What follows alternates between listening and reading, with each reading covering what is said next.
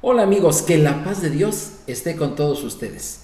Qué gusto poder cada semana estar con la palabra de Dios y en esta ocasión, en estas clases secuenciales, vamos a estar viendo Números capítulo 30 a Números capítulo 32.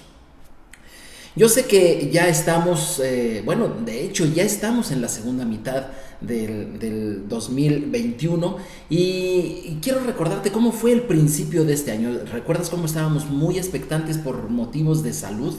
Por motivos que pudiéramos conservarnos como una sociedad sana. Y bueno, empezó a temprana tiempo de este año el asunto de la vacunación. Recuerdo que al principio muy pocos eran los que creían en ella. Sin embargo, el día de hoy tal parece que se ha movido esto mucho más que el marcador de un juego reñido de fútbol.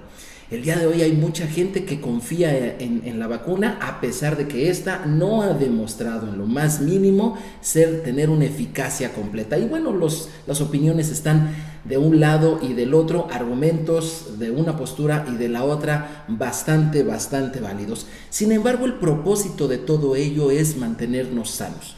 En esta ocasión, en la palabra de Dios, vamos a ver acerca de mantenernos sanos espiritualmente. La Biblia le llama a esto pureza. Te voy a pedir que me acompañes a Números capítulo 31, los primeros 5 versículos para comenzar este estudio. Dice así: el Señor habló a Moisés diciendo: haz la venganza de los hijos de Israel contra los madianitas, después serás recogido a tu pueblo. Entonces Moisés habló al pueblo diciendo: armaos algunos de vosotros para la guerra y vayan contra Madián y hagan la venganza de Dios en Madián. 1000 de cada tribu de todas las tribus de los hijos de Israel enviaréis a la guerra. Así fueron dados de los millares de Israel, 1000 por cada tribu, 12,000 en pie de guerra. Quiero ponerte un poco el contexto. Resulta de que en las dos clases anteriores, las dos clases semanales pasadas, estuvimos viendo acerca de precisamente de que Israel fue expuesto a maldiciones y vaya, eso no le hizo absolutamente nada. Sin embargo, Israel, la nación de Israel, próximos a entrar a la tierra prometida, fueron expuestos a tentaciones y específicamente de tipo sexual. Lamentablemente, algunos de ellos cayeron y hubo una gran mortandad.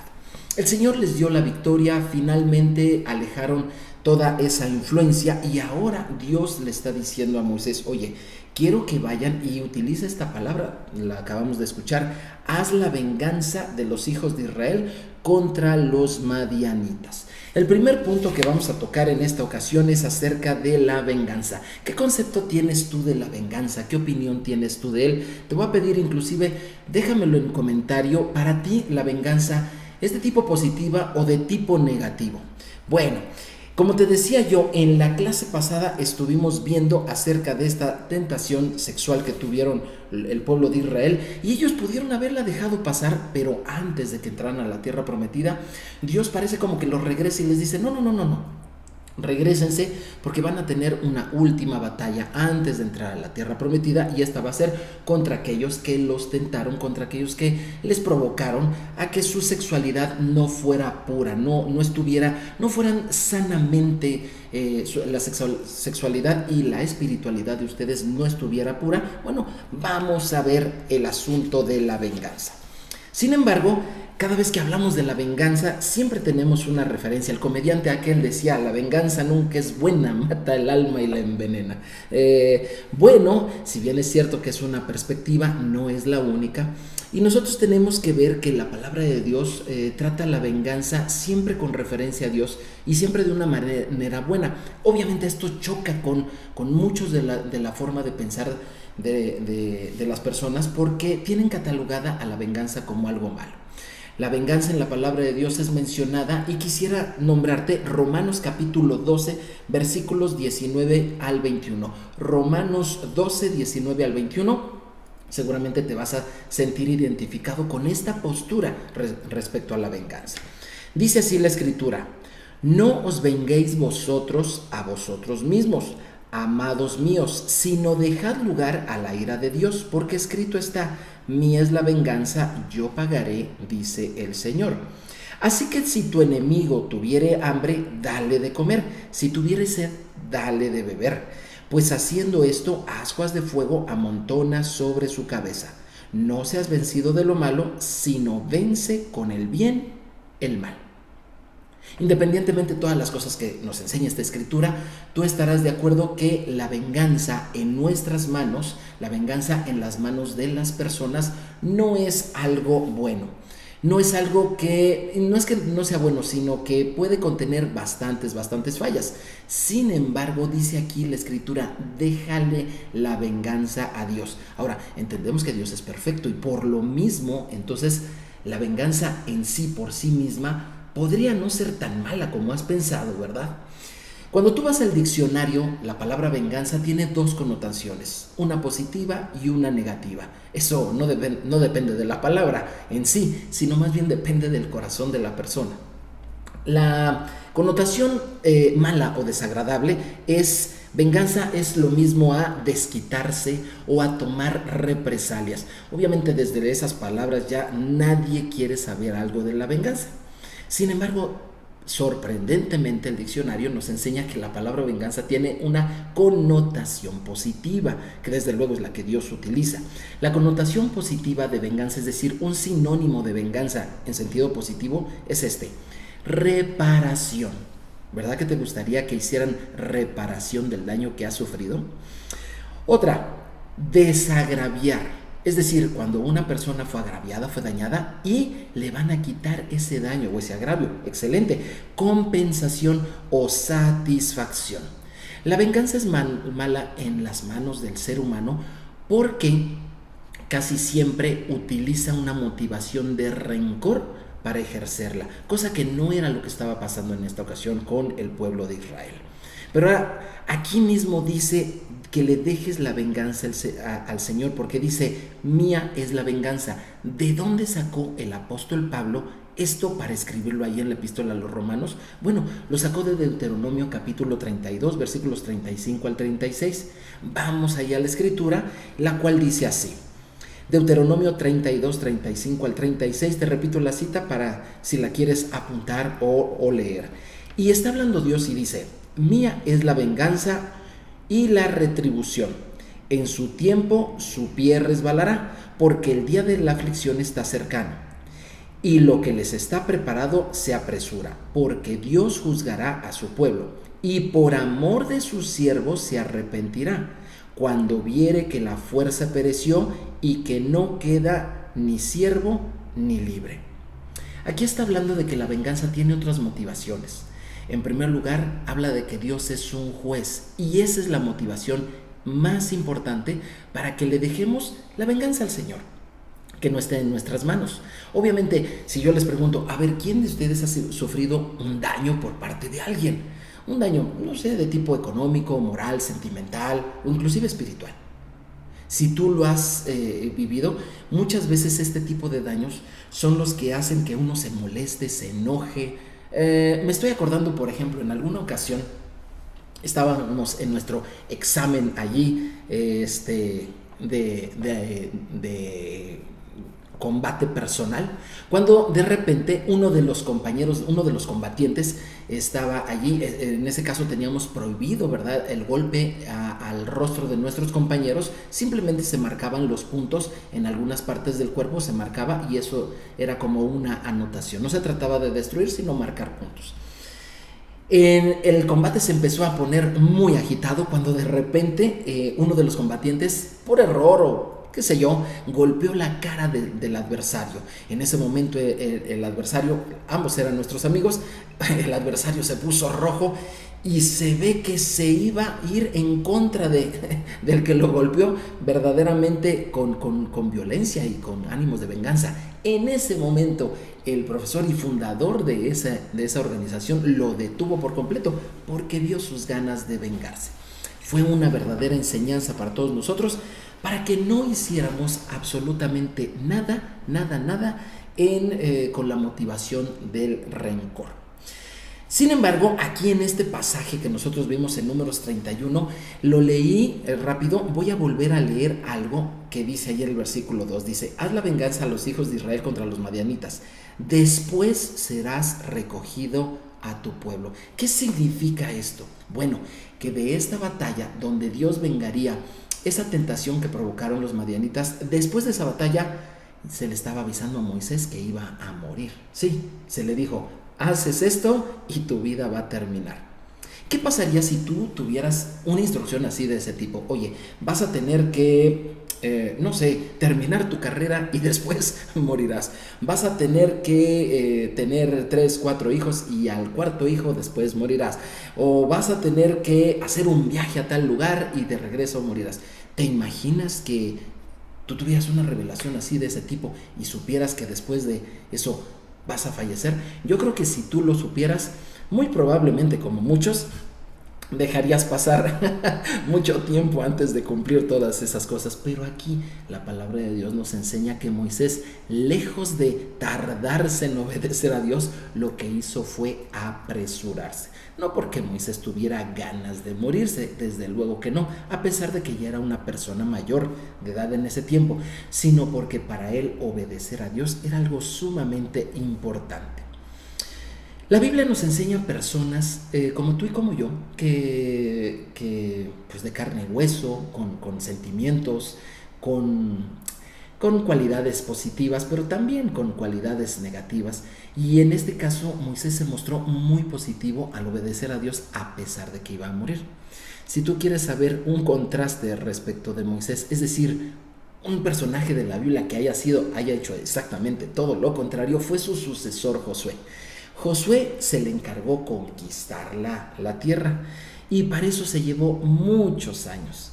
Él sabía que terminando esa conquista él moriría y no apresuró mucho el asunto. La diferencia es clara. La Biblia te enseña que Moisés vivió 120 años y en cambio Josué solamente vivió 110 años. 10 años menos que su predecesor, que Moisés. Esto nos habla de que si bien es cierto, es bueno obedecer a Dios, es mucho mejor que lo obedezcas de una manera pronta, de una manera rápida. Entonces aquí tenemos el asunto de la venganza. La venganza podemos ver que no solamente es negativa, como muchas veces la hemos conocido, ¿verdad? La hemos visto en otras personas o la hemos visto en alguna película o en la vida real, sino también la venganza es de tipo positivo. Y yo quiero invitarte que si tú has sido dañado, si algo te ha afectado a ti, si en verdad tú tuvieras la oportunidad de desquitarte, ¿verdad? O de tomar una represalia, no lo hagas porque la motivación no va a ser correcta, tomar la justicia por tu propia mano. Déjale esas cosas a Dios, que Él lo hace con una motivación correcta y verdaderamente lo hará estableciendo una justicia, satisfaciendo en verdad la falta de justicia que hay entre nosotros. Pero yo te hablaba acerca de la pureza. El tema principal del capítulo 31 es la pureza, porque después de esta orden de ir y hacer venganza en contra de los madianitas, el Señor les dio instrucciones ahí en Números capítulo 31, versículos 13 al 19. Acompáñame en tu Biblia, por favor, para ver esto. Y dice así, a partir del versículo 13, Números 31. Y salieron Moisés y el sacerdote Eleazar y todos los príncipes de la congregación a recibirlos fuera del campamento. Esto es cuando ya venían de haber ejecutado esa instrucción por parte de Dios, y obviamente vinieron vencedores. Dios les dijo que mataran absolutamente a todos y bueno, ya venían de regreso y habría que ver qué es lo que hicieron. Versículo 14. Dice, y se enojó Moisés contra los capitanes del ejército, contra los jefes de millares y de centenas que volvían de la guerra. Y les dijo, ¿por qué se habría enojado? Versículo 15, y les dijo Moisés, ¿por qué han dejado con vida a todas las mujeres? Quiero que recuerdes esto. Las mujeres madianitas fueron las que incitaron a los hombres de Israel para mezclarse con ellas y entonces así corromper su descendencia y desobedecer a Dios y caer en la tentación prácticamente. Entonces ahora vienen con todas las mujeres. Dice, ¿qué pasó? Se trataba de una venganza, se trataba de cumplir un acto de justicia de parte de Dios y ustedes se traen a las mujeres. Y dice así, He aquí, por consejo de Balaam, ellas fueron causa de que los hijos de Israel prevaricasen, es decir, que se corrompieran sexualmente contra Dios en lo tocante a Baal Peor, por lo que hubo mortandad en la congregación de Dios. Así es, hubo una gran mortandad, muchísimas, como si fuera una plaga, una pandemia, exactamente así, precisamente por la promiscuidad sexual. Digo, es obvio y es evidente que cada vez que hay grandes problemas de salud en una comunidad, algo tiene que ver la conducta de sanidad, y también tiene que ver algo la conducta de la sexualidad de aquella comunidad. Bueno, pues este es el caso. Entonces aquí Moisés los está reprendiendo. Pero después de eso viene algo que a muchos les puede llegar a parecer fuerte. Versículo 17. Estas son palabras de Moisés. Matad pues ahora a todos los varones de entre los niños, matad también a toda mujer que haya conocido varón carnalmente, es decir, que haya tenido relación sexual. Versículo 18. Pero a todas las niñas entre las mujeres que no hayan conocido varón, las dejaréis con vida. Versículo 19. Y vosotros, cualquiera que haya dado muerte a persona, cualquiera que haya tocado muerto, permaneced fuera del campamento 7 días y os purificaréis al tercero y al séptimo, vosotros y vuestros cautivos. Este pasaje les puede llegar a parecer un poco controversial, un poco fuerte, pero es parte de la purificación, es parte de la pureza que Dios quería para su pueblo. El pueblo de Israel va, ejecuta la orden de Dios, pero regresa con mujeres, y obviamente también regresa con niños varones. Y Moisés hace una cosa muy interesante. Lo primero que él hace es que saca a los líderes fuera y habla con ellos en el campamento. Esto nos enseña algo, quiero hacer un paréntesis, esto nos enseña algo muy importante. Cuando tú tengas que corregir a alguien, no lo hagas en público, hazlo sabiamente como lo hizo Moisés, hazlo en privado. Cuando tú y yo corregimos a alguien en público, lo único que despertamos en él es una inconformidad, algo malo. ¿A ti alguna vez te corrigieron en público? ¿Alguna vez te señalaron y te dijeron que habías hecho algo malo delante de tus amigos, delante de tu familia o delante de extraños? ¿Cómo se siente esto? ¿Verdad que no se siente bien? Se trataba de purificar al pueblo, no de generar más causas y motivos de venganza. Entonces Moisés hace esto sabiamente. Sin embargo, aquí habla de algo importante. Maten pues ahora a todos los varones y los niños. Hay mucha gente que le parece muy duro encontrar en las escrituras este tipo de órdenes en las cuales Dios llegaba a ordenar que mataran a pueblos enteros, a niños inclusive, al ganado, a propiedades, a bienes, y que todo fuera destruido. No pueden entender cómo un Dios de amor, porque sí lo es, tuviera en su corazón hacer ese tipo de órdenes. Sin embargo, recuerden, nosotros somos seres humanos.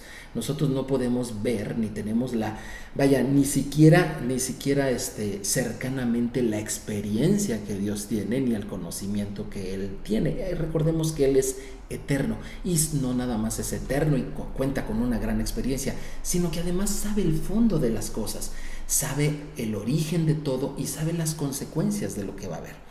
Así que confiar en Dios significa verdaderamente poner nuestra vida en sus manos y dejar que Él nos guíe, a pesar de que algunas cosas no nos parezcan tan lógicas. Pero para no dejar tu mente al respecto de esto simple y sencillamente así nada más, quisiera yo mencionarte posiblemente algunas de las razones por las cuales Dios dio esta orden en esta ocasión de matar inclusive a estos niños. Recordemos que en Génesis capítulo 6 la humanidad se había corrompido, ahí lo menciona, y esa fue la causa del diluvio. ¿Cómo es que se corrompió?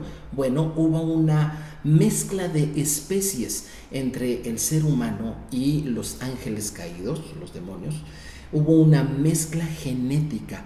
Aguas con las mezclas genéticas. A Dios no le gustan los transgéneros. A Dios no le gusta nada de eso. Entonces, por causa de eso, Dios dijo, no, se está deshaciendo lo que yo hice bueno, lo que yo hice perfecto, lo que decía Génesis capítulo 1. No, y entonces hizo el diluvio y dejó a Noé, quien se salvó por gracia, pero también menciona Génesis, 6, que Noé era perfecto en sus generaciones, es decir, él no se había metido a esas cuestiones transgénero. En Números capítulo 13, muchos siglos después, el pueblo de Israel, a través de los 12 expedicionarios, los famosos 12 espías que la gente le llama, se dieron cuenta que en Canaán había gigantes. ¿A qué se refiere esto? Sí, personas que genéticamente no eran normales, ¿sí? Y nada de que ¿qué es normal? No. Simple y sencillamente no eran normales. Eran personas de proporciones gigantescas y eso no es lo que había Dios hecho. Entonces, ¿qué nos habla? De que en la tierra de Canaán nuevamente, no solo en tiempos de Noé, sino que ahora se había corrompido la humanidad, y esto vía de una sexualidad torcida. Tercera vez, en Números capítulo 25, vemos precisamente lo que Dios está juzgando en esta ocasión. El pueblo de Israel se ha mezclado con las madianitas y, por cierto, yo ya te dije qué significa Moab y de dónde viene el origen, te invito a que veas la clase anterior. Y entonces se corrompe nuevamente vía la sexualidad mal llevada, ¿verdad? Vía mal llevada se vuelve a corromper la sociedad. Entonces es precisamente por eso que Dios dijo, no, tienen que exterminar a todo este género que está corrupto. Recordemos que en la tierra de Canaán, a donde ellos iban a llegar, la genética estaba corrompida. ¿Y por qué los pequeñitos? ¿Por qué los niños? Bueno, resulta de que los niños en la tierra de Canaán eran utilizados. Si hubiera una palabra más fea, se pudiera aquí aplicar. Eran utilizados, por ejemplo, los sacrificaban quemándolos a dioses.